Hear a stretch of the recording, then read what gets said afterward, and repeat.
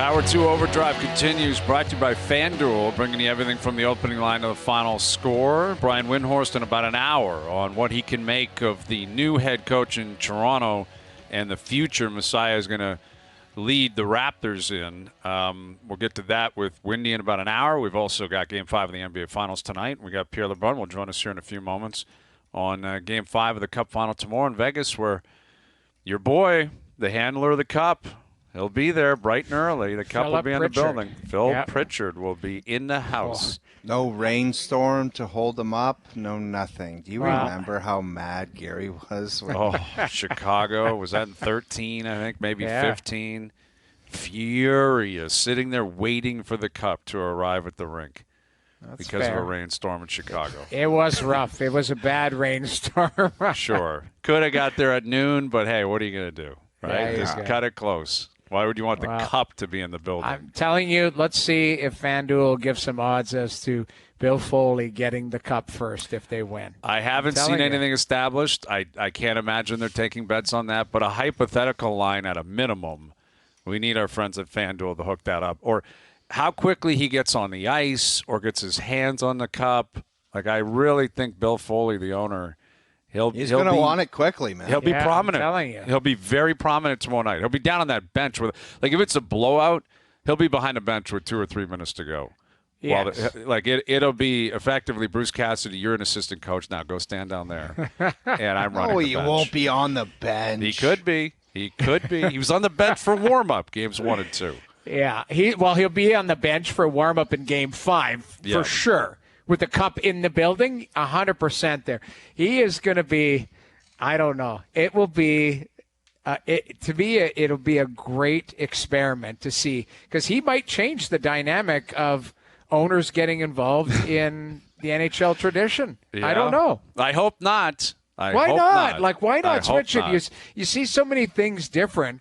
This guy literally called his shot. If they win the Stanley Cup, he called his shot saying, we will win it within 6 years. Right. Which is incredible. Where did he get that number? Where's 6? I don't know. Just completely arbitrary. I don't know. I'm sure we'll get an answer. You know it. He'll be doing interviews on the on the ice afterwards, and he'll be asked about that. And I'm hopeful he'll give an answer, assuming Vegas closes this out.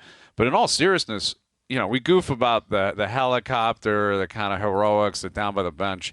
I got to give him a lot of credit, like a ton of credit, because Bill Foley has implemented an attitude there and a philosophy that you do whatever you have to improve. And you turn over every stone. You acquire every big name. And we always talk about it being a copycat league, and generally that speaks to style of play. Right. Like it was the trap, or it's this style of player or pace of game or big defense or whatever. Really, the copycat element of this for me is you got to be cutthroat, and you have to constantly look to improve yourself. And I understand not every team in the league can do that. Not every team will do that, and it's not smart for every team to do it if you're terrible and you know you're terrible. You know what every older guy says to me? They said having an individual owner that's cutthroat, it's they're dying to win and they'll do anything.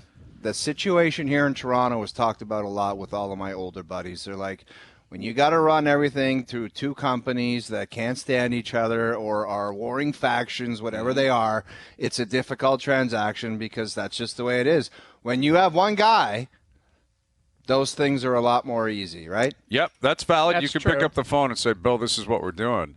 And there isn't as much red tape. There's no question about that. But in terms of how it was implemented, like you look at it from Gerard Gallant to Peter DeBoer to Bruce Cassidy, even the hiring of Peter DeBoer spoke to how ruthless this guy was. They had barely been in the league, but they had established a rivalry, and it was with San Jose. Exactly. Their own fans hated Peter DeBoer, hated him because he was the coach of the Sharks. And he didn't even consider what they thought. It was completely irrelevant to him because DeBoer was better than Gallant. And then the second Cassidy was available, that's better. We're taking that. Marc-Andre Fleury, we got everything we could out of you. See you later. You're gone.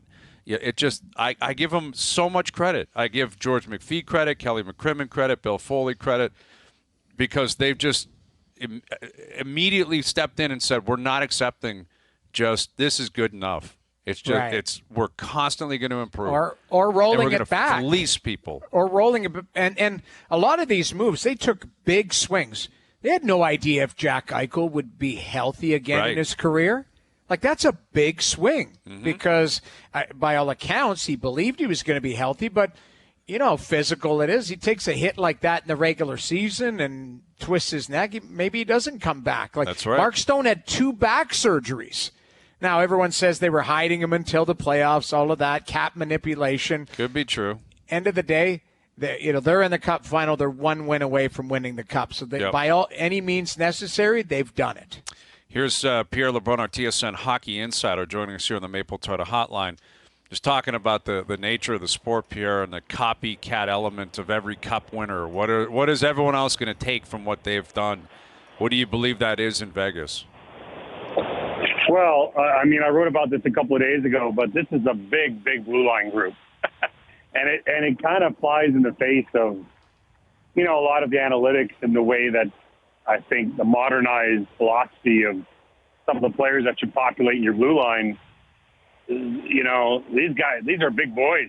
This is big boy hockey here on the back end. And at the end of the day, there's also a lot of talent. You can't just be big. That's not good enough. You got to be good as well. But there isn't a single player under 6'1" on this blue line. And I can tell you from being in the rink for this final that Florida has not been able to set up shop with the same sort of comfort and repeatable effect than they have in the 3 previous rounds. And a big part of that, and you see it when you see the whole ice and the play sort of develop in front of your eyes, they are really being kept to the outside.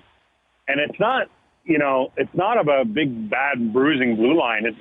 They're not even that physical. It's more just the reach and the range of this big Vegas blue line and how it really frustrates, Tkachuk and Barkov and the Florida forwards.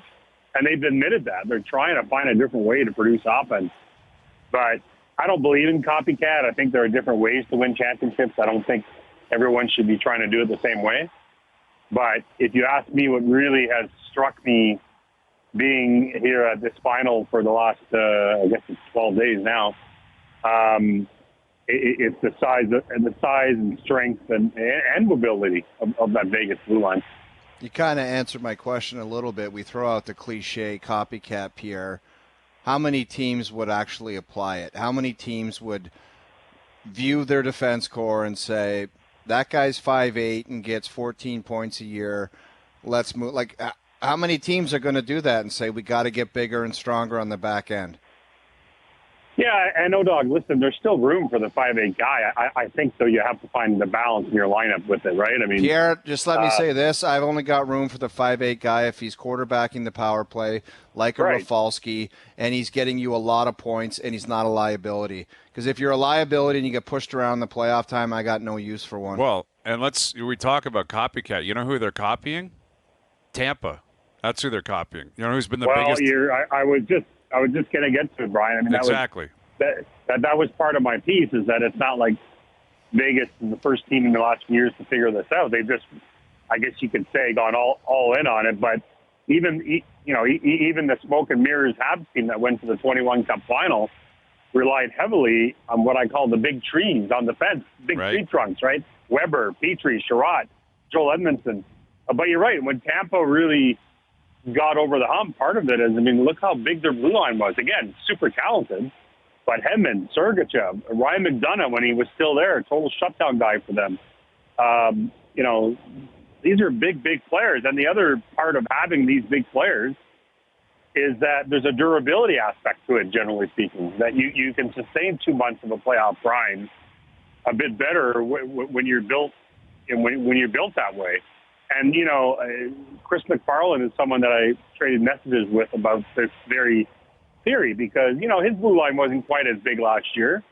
But, the move that they made that they felt they had to make in terms of making sure they had the depth to win the Cup, he speaks a lot about going out and getting Josh Manson at the blue line and adding some size for what he knew was going to be, well, they hoped would be a long playoff grind. And it's also why they re-signed him. So, I think, it's something that's interesting to me because I think it's almost counterintuitive to the way that a lot of people think the game today, and I understand why. But it goes back to something I've often said on this show to you guys, that sometimes there are players that get you to the dance, and then there are certain players that help you get to the end of the dance. And I think the size and range of this Vegas D and of those Tampa blue lines, absolutely. I think you can run a link there between the two. Yeah, they were the biggest pound for pound defense in the league for 3 or 4 years. I think they still might be, even without some of the subtractions. Right. And that was always the secret sauce of Belichick and the Pats. You hear players that play there and coaches that have come and gone. They're like, everyone wonders what Belichick does differently. He gets the biggest, nastiest people on the line. That's because it's a physical sport. So you can look at stats, you can look at, trick plays, you can look at, all these different things. But over the course of a grind, Physical who's bigger, disruptors. Who's nasty, exactly. Who's going to stay healthy, who's going to intimidate. And that's, Belichick says it. He's like, there's intimidation is a part of the sport. And you cannot quantify it. And you Pierre, can't. there is a few different ways. I guess Chicago wasn't really a bunch of bullies, but it always seems to go back to being big, strong, and physical and fast, and it doesn't seem that complicated. And listen, I know we'll all get radioed for this conversation. I know there are people who didn't like my column this weekend about it because, again, it flies in the face of where a lot of people think the game today. I'm just telling you, it's all about balance, but also, again, we just mentioned the teams in the last few years with big bodies on the back end.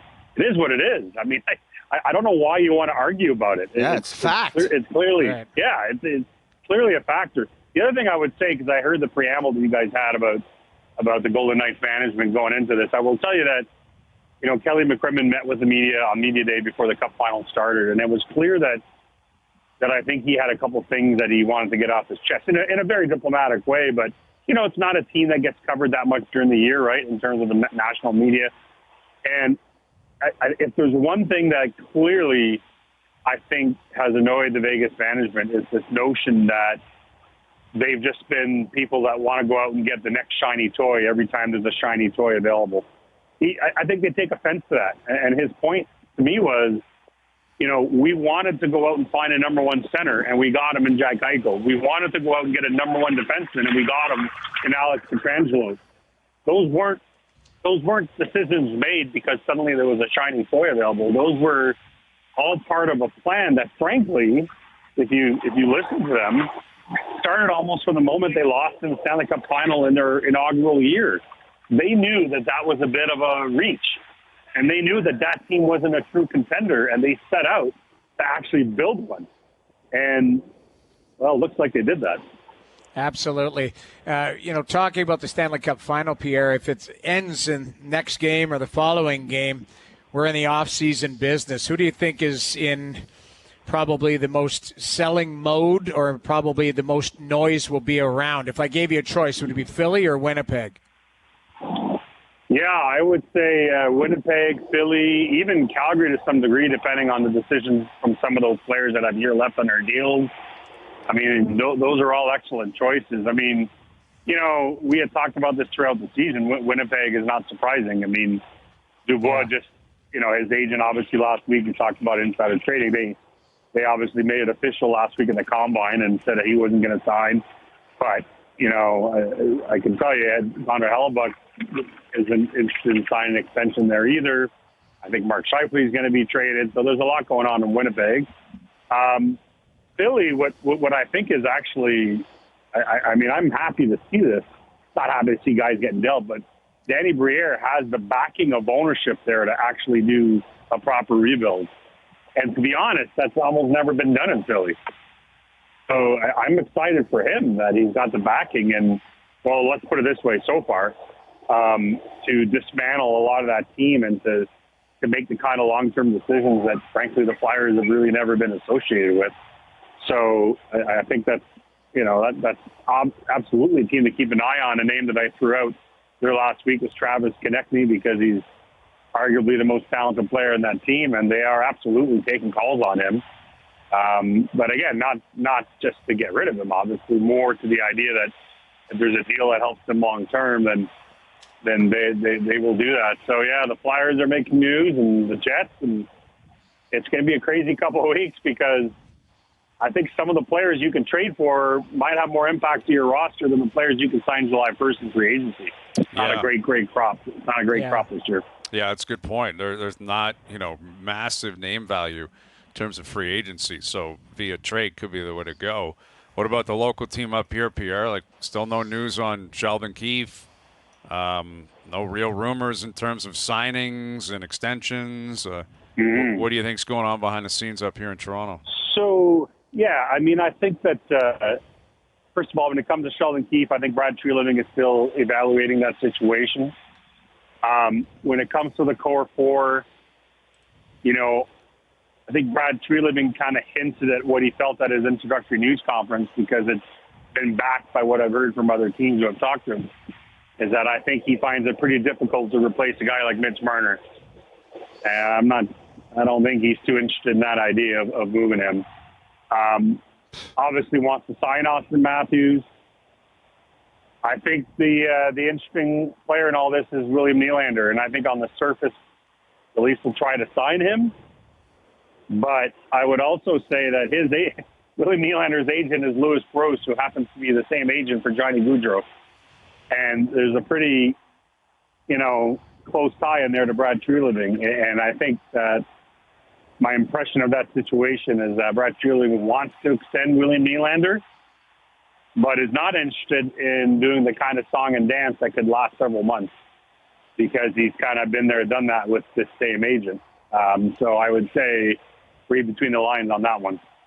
Pierre, I don't understand. Like, as much as Mitch Marner is a fantastic player, the four players that they are locked into are all great players as individuals. But to just say they're not interested in any of them, and I don't want anybody traded, but to just looking at Vegas and some of the moves they made to try and get better, making an understanding or having an understanding that it needs to be something different.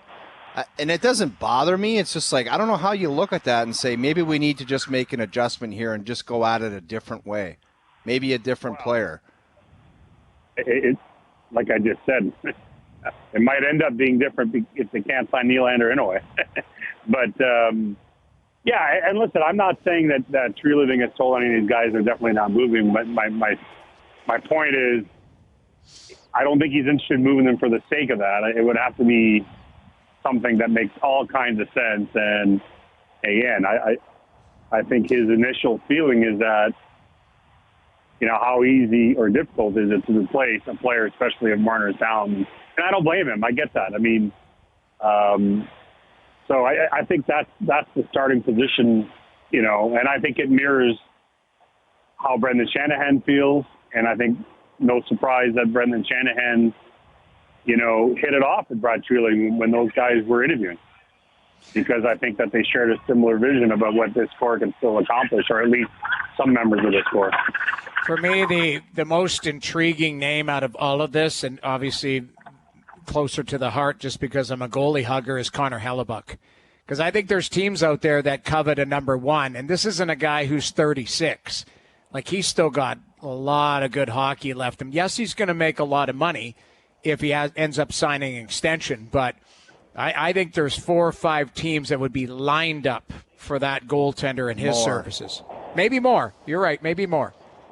Yeah, and one of the interesting elements of this is that there's no question in my mind that Connor Hellebuck and his camp are going to want to sign an extension as part of a trade, are going to want to find his next destination, but have some stability in that decision, right? I don't think they want to go somewhere and play out the year.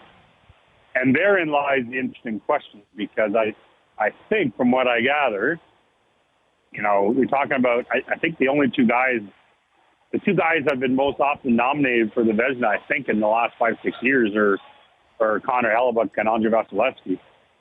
I think the Connor Hellebuck's contract demands, depending on which teams are involved, are going to be in the Andrei Vasilevsky contract neighborhood, which might scare some teams.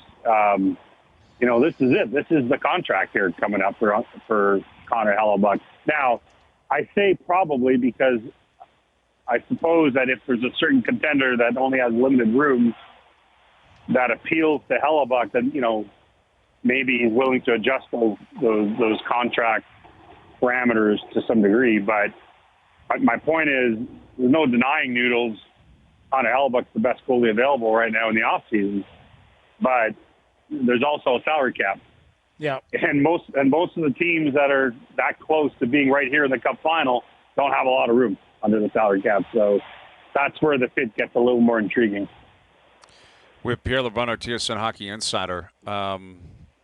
Cup final, it just feels so far away, like literally, because it's in South Florida and Vegas.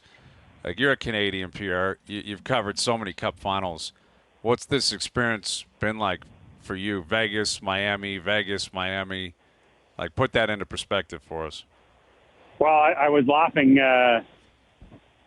the other day. I was thinking the Cup final is in South Florida and Las Vegas, while the PGA Tour is in Toronto. So Right. I guess the whole sports universe is upside down.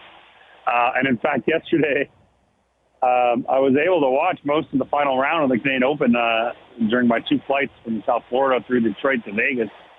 And luckily, I was flying Delta, not to do. I have no allegiance to Delta, but they have the live TV on their plane, so I actually got to watch it live as it's happening. And I tweeted about this, but about 6 of us yelled at the top of our lungs when Nick Taylor made that 72-footer. And it was just sort of a neat moment where you'll remember where you were. I was on my way to Vegas for Game 5 of the Cup Final when Nick Taylor is making history back home. The whole thing is kind of a interesting juxtaposition of where we are in the sports world right now, especially as a Canadian. But listen, I mean, I know a lot of people complain about, the teams that are in the final, and it's been 30 years since the Canadian team has won the Cup, all these things. I actually think it's great. I think it's great that the sport is growing in these areas. Like, it really is. I got to tell you guys, on a game day here in Vegas, it is unbelievable, the fan reaction and the enthusiasm for this team. And it is growing the game. You got more kids now playing that grew up in California than ever before. It's crazy what's happened with the spread of this sport. Obviously, like any other Canadian, I want to see a Canadian team win a cup before I die, for goodness sake. Of course. But you can't deny that growing the sport in these places has been nothing but healthy for the sport. It's like, in other words, even more so for the sport than maybe the league itself, if I could draw that line. For the sport of hockey, it's been great to see places where I never thought would fall in love with the game have done exactly that. Yeah, I think that's valid. I think that's likely the case. Now, I wonder from a business perspective if it balances out, because there's Canadians that are not as active in the game as they would be if Canadian teams were more prominent. For sure. In situations like this. But that's why you play. It's not scripted. There's 32 teams, and that's the way it goes. And they have a competitive advantage, Brian. I mean, at the end of the day, think about Matthew Tkachuk last summer giving a list of teams to the Calgary Flames about where he'd be willing to sign as part of a sign-and trade. He had both Florida teams on there. He had Vegas on there. He had Carolina on there, right?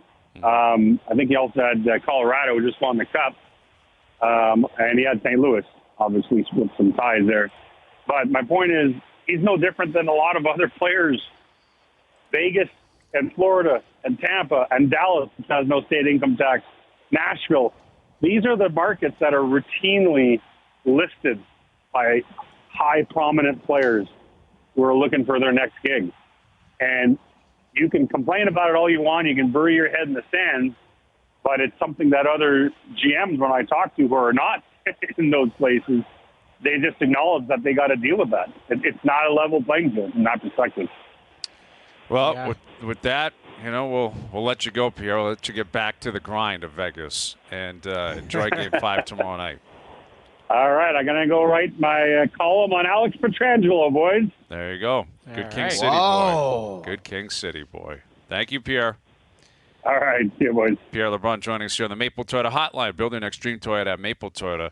And check out Maple Toyota's pre-owned inventory arriving daily. It's time to Toyota. Visit mapletoyota.com. Can you imagine that travel? Fort Lauderdale, Vegas, back and forth. Right. He went through Detroit, too. Florida, Detroit, Vegas. Well, at that time when you're isn't traveling, there a direct? there is, but I guarantee you people from the league have bought up all those flights, right? Right. So that's well, the problem. I'm telling the league to get me involved because I'm not connecting through Detroit. Mixing it through Dallas or something. Nowhere. I want Lauderdale, Vegas, direct. Well, I'm sure there is, but it would be JetBlue or Spirit Airlines and stuff like that. Like, don't you find a connector the biggest pain in the ass of life, Jamie? Like, as a guy that travels a lot, I can't do it. It's insane. Well, the toughest part when I connect is if it's through certain airports. So Chicago O'Hare is a disaster because I believe it's one of the most delayed airports on the planet. So when you fly into Chicago and you've only got an hour, rest time between flights, turnover, that's a grind because you feel like you're running from gate C to D, across. It's a big, big airport. But you know what? There's sometimes, like, I do it all the time to try and get back in time zones. If I fly from L.A. back to Toronto, or sometimes I've got to go through to Chicago, or where there goes Noodles. Power outage possibly. What are you going to do? We'll get him to come back and finish off that story. I'll bet you one of the airlines said that's enough out of you. You got. They hit the off button on. We've had enough out of you. All right, thanks to Pierre. We got Brian Windhorst coming up just after 6 o'clock. Overdrive continues. TSN 1050 and on TSN 4. Man, Jimmy Nantz was in his element yesterday. Do you think he had glorious and free in the chamber? Like, that's what they do. He says if something happens and this guy wins, he belts out glorious and free. I have to believe he put it together probably in between Tommy Fleetwood wrapping up on 18 and the beginning of the playoff, right? Like, I have to believe someone either fed it to him or he thought of it. If that's spontaneous, that's a great call. Yeah, because we were talking to somebody within the last 3 or 4 months that said, I don't put it in the chamber. I just let it fly. Right. I don't know who that was, but some other people, like, we'd have to ask. Well, we could ask in the past CC, like the golden goal, was that in the chamber? Stuff like that. I guess every guy's different that has a big moment on their hands. Well, exactly. Like, you ask Gord, like, do you believe it? It was that. How could you know, though? How do you know that the goal's going to go in that way? How do you know he's going to hit a putt 72 feet? If it's a tap in, do you still go with it? I that's what makes these play-by-play guys so incredible. Sure, like, you can't mail in that 72-foot putt because it's just like it could go in. Yeah, like exactly. You can't be like, he'll probably two-putt that, and then all of a sudden, oh my God, it went. Like, you can't mail it in. Right, you got to be on the edge of your seat, and the way he said it, it's tracking, and like you could tell, Nantz, he was on it. It was an incredible call, and our buddy Mark Zucchino was calling it live on PGA Tour Radio. Just went nuts afterwards. I know, but crazy. It was great. A few years back, it might have been more than a few years, I caught on to some guys that were screwing the system because they would go to a guy that was 12. There's the putt again going in. Mm-hmm. That was 12 over on 18, and the leaders weren't even close. And he's got a wedge shot from 100 yards, and I clued in that this is probably going in or going to 1 inch. Right. Because why else? It's a replay, and then the guy would be like, oh, what a great shot. And it's like, you already seen that, you liar. Right. Or the instincts are you know it. To your point, if you're going to some, here's Bo Van Pelt, who teed off at 8:15 today. Yeah. If you're showing that guy, obviously he did something amazing. That's right. If Bo Van Pelt is way back of the pack and he's got a 194-yard bunker shot, it's going to that close because there's no other reason Big Bo would be on TV. No chance. You know what I was kind of amazed by yesterday is that McIlroy was barely on TV. Thank God. Thank God he didn't get the Tiger treatment. Right. As much as he was great, he wasn't in contention and wasn't doing anything. And as much as I love Tiger, that drives me nuts. He'll be 15 over and first out on a Sunday, and they show the whole round. And the guys that are in contentions are out there playing. Drives me nuts. Yeah, exactly. I credit CBS because it wasn't the McIlroy show. It wasn't. And nor should it have been. It was more about Nick and, Tommy Fleetwood and others, the leaderboard was stacked, man. The leaderboard was stacked. CT Pan was in it all the way up until 18, and Aaron Rye was in it. There was a lot of, jockeying for positions. And in the end, Nick Taylor hits a bomb, and it was just incredible theater. Brian Windhorst in about a half an hour on Game 5 of the NBA Finals tonight, and his take on the new head coach here in Toronto. Jay's off tonight. Kevin Biggio, man, he saved the weekend. What a clutch hit. That's been their issue all year, right? It continued over the weekend. Runners in scoring position, they can't get big hits. I think that's why it stood out so much, was that they finally got one. It's like there's Biggio, finally turned on it, found a way to come back and secure a win, and off tonight 6-1 in Baltimore tomorrow. They were down 6-1, and it was ugly for Gausman. Well, Gausman got lit up, right? Yeah. It's such a rarity, but that's I guess kind of been the story with him. He'll run off like 5 incredible starts in a row, and if it's a blow-up day, he really gets it all out, right? Like it's time to get torched. Like how many batters in a row? It was crazy. It was like 6 or 7 in a row got on base. Yeah, it was ugly. But they bailed him out. They were due for kind of a Yeah. bit of a hiccup. Hopefully they can get back on track and get in their division and start spanking some teams, because Baltimore was part of the teams that when they had that rough drought, they came in here and handed it to them. That's right. And now you're in Baltimore tomorrow, and that's a big series. Tampa's a different beast, but Baltimore, that's a team you can still pass. But absolutely. Your eyes are on Baltimore and chasing down the wild card spots. So that begins tomorrow night. Brian Windhorst again in about a half an hour. More on the Jays into the next hour. We were just talking about Pierre LeBrun, and I was watching something on TSN.ca earlier today about Bedard. We're getting close to the draft. And obviously there's no nerves or anxiety. Like, everyone knows what's happening. Chicago's taking him first. I think Fantilli's going second. It would seem like a shock if Fantilli didn't go second. I'm shocked that those guys went to the – like, if I'm Bedard, I'm not going to no – They put a show on, though. You see him? He did like 14 chin-ups and he put a show. I don't know. I just wouldn't have gone. I would just be like, I'm going to Chicago. I've already got a place in Chicago. I don't need to go do chin-ups while you gremlins sit in the crowd and watch. Like, no. I loved Gretzky's did you hear Gretzky's comments about the combine? He goes, I did 2 push-ups and scored 92. I did, whatever, 6 push-ups and scored 92. And then he goes, in my last year, I did 150 push-ups and scored 9 goals. He's like... Obviously, I loved it. It was so funny. But Bedard showed up. He looks good. This kid actually looks like he's put the work in. He's jacked. He's starting to get some. Well, his legs are big, but his upper body's starting to get some beef on him. But I'm excited to see what he's all about. Oh, this is your guy. Right from day one, That's been your guy. I told you guys, I think there's a chance that he could be a top 5 scorer in the National Hockey League this year. I will say this, Chicago better get him a couple guys to play with. I don't know who he's going to play with there. Well, because I don't see 2 guys that's going to help him do that. But their priority number 1, I know they're still in a rebuild, is you better get 2 guys to play with him. But don't you accelerate your rebuild because of that kid? You don't want him of course, but he's got to have 2 guys to play with. Yeah, but you got to be careful. You got to still do it right. Like, this is what I was thinking earlier today, because I think it was Craig was talking about it, making the case for Bedard leading Chicago to a Stanley Cup. And prior to McDavid showing up, I was of the viewpoint that if you have an all-time great player, that player will win you a Stanley Cup just because of history, right? You look at the Mount Rushmore of hockey for the longest time. Gordie Howe, Bobby Orr, Wayne Gretzky, Mario Lemieux. They all won their teams multiple Stanley Cups. You go down the list further. It's Guy Lafleur, Marc Messier. They all won cups. And I've always believed, that with McDavid in Edmonton, if you gave him a decade there, they'd win because of his greatness. I don't believe in that anymore because of how many teams there are and because of how restrictive the salary cap is. And what does that have to do with the greatness of McDavid? Well, because when Gretzky did it and Lemieux did it, there were 21 teams. When Howe and Orr did it, there were 6.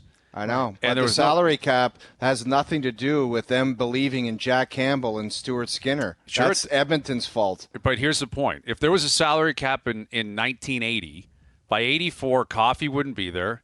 Messier would leave for more money.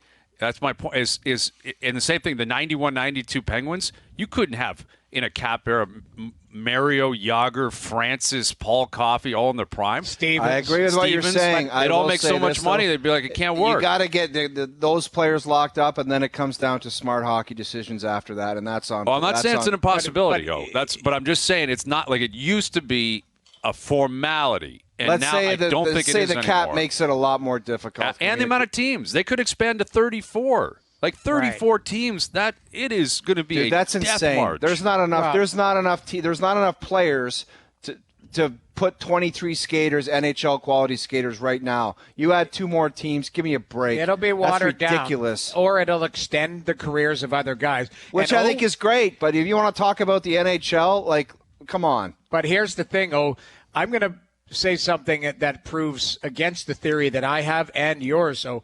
Vegas is going to win a Stanley Cup with Adin Hill.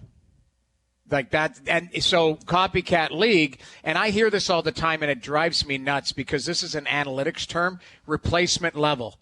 So they're going to say, well, replacement level goaltending got a Stanley Cup for Vegas because it was Larry Brossoit into Adin Hill. And Adin Hill's going to get a nice contract from somebody, and they're going to pay him $4 or $5 million a year. And listen, he's a good goaltender, but I don't think he's a clear-cut one. But he's I just call it getting done, Jamie. I call it getting it done. That guy went in the net and get it done because if he was a gas bag and Jerry Brossoit was a gas bag, then Kelly McCrimmon would have had to ask the question, why did you think that goaltending was good enough with the team that you have to win a Stanley Cup? So sometimes it's rolling the dice and the GM comes out on the right side of it. Well, my point is think of how many like in this series, how many saves does really good saves Adin Hill have to make? He made the stick one, which is like a game one. Desperation save, and that he made a couple good at the end of last game. I don't think Florida's had anything dangerous. They have a couple breakaways here or there outside of that. And that's no slight on Adin Hill. But that just points to how good Vegas is defensively. And Cassidy and Pierre LeBrun talked about that defensive core. I think copycat league, you're looking at yes, you have to have world-class talent up front. Scoring at a premium. But it's defense, and it's systematic play. And then you can plug in average goaltending or people who are perceived as average. And the outliers are the $10 million goaltenders or the top-tier guys there's 8 of them, 6 or 8 of them in the league. Everybody else is on the same plane. That's my opinion on it. Yeah, no, I hear what you're saying. But, in terms of the bigger, McDavid, are they close? Sure, they've got a good lottery. I think they need better defense. I think they need better defense and better goaltending in the moment. Right. Even everything you just said. Okay, that that could happen to Skinner next year. It gets hot, gives them on a run. Maybe. But they don't. But if you look at the stats, though, like Vegas against Edmonton, for example, there were times still Edmonton was giving up 19 quality chances against. That's systematic play. That's not, where Vegas gives up. Like I say, try and think of 5 quality saves that a goaltender's had to make in Vegas in a given night. Now, Jamie, you know damn well that if you got defensemen that aren't capable, you could draw anything you want on a napkin, and they're not going to do it. It's just not being good enough. But you need. That's the point. Is I think teams are going to go. I would much rather have a tight system and really good defense, and then we'll go with goaltenders that we think can get the job done. That's for me the copycat here. As far as and I personally don't believe in it, but I have to at least acknowledge it because we're witnessing it right now. And that's what's going to happen. Vegas is going to win a Stanley Cup. Adin Hill deserves every bit of flowers that he gets because he's made the big save at the right time, but he hasn't been the story for me. He's been the story because we didn't, he was their 5th goaltender. But to me, it's Marchessault, Eichel, and Hill. Those are my Conn Smythe, and in no particular order. I think Marchessault has it. I think Marchessault's got, the odds on favorite, followed by Hill. You still got Tkachuk, who I think Matthew Tkachuk has completely played himself out of the conversation in the Cup Final. He scored the big goal in Game 4. Besides that, it's just been goofy antics. I think he's hurt, too. I'm sure he is hurt. Yeah. But I don't even know if he plays tomorrow night. Well, that would be quite the story. But it's just you look at his stat line the other night, nothing across the board. He didn't play a ton either. for the amount of minutes he can play. He got knocked out. I don't know if that's a shoulder or a concussion, but that was a big, Did you see him skating around in the warm-up? He couldn't even lift his arm. Like, I think I'm telling you, I don't know if he plays tomorrow night. And if he does, I don't know. Watching him skate in warm-up, I'm like, there's no way that this guy can be effective. No way. And it's like he needed a couple Barkov games. Like, if he was going to carry that, like, continue it to the promised land, although Barkov scored the other day, it was like Barkov, Lundell, Ekblad, that combination, some kind of somebody else doing something, as opposed to Tkachuk, Tyett, and Verhaeghe. That recipe got overwhelmed and overused. Yep. As awesome as it was, combination of that and Bob, they needed to show something different if they were going to get to the end of the line, and it just doesn't seem to be there. I think Reinhardt's got 0 goals, and I think he's got like 6 shots on goal in the playoffs. Sorry, in this round. In the Cup Final. Like, he needs to be Duclair's better. been Disappeared. impacted in the Disappeared. past, Yeah. That's right. Yeah, and that's the situation. But that's a credit to Vegas, too, man. Sure. They're just so good, and they're all over him.